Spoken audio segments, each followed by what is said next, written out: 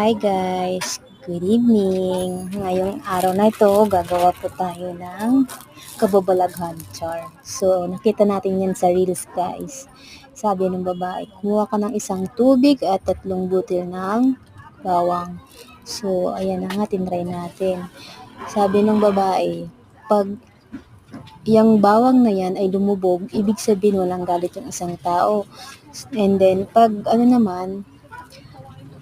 lumitaw naman siya guys, ibig sabihin, meron galit, um, may isang taong galit sa'yo. So, ayan na nga, testing natin siya.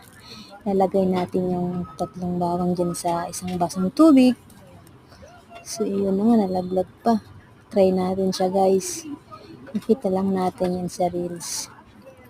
Yan na guys, i-reveal na natin kung talagang or eme-eme lang 'to. So, yan nga, tinry na natin. Oops!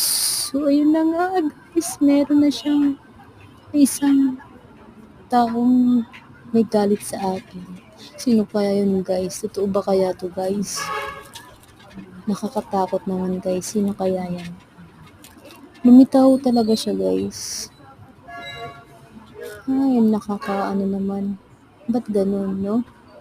May mga ganyang tao. So, thank you for watching.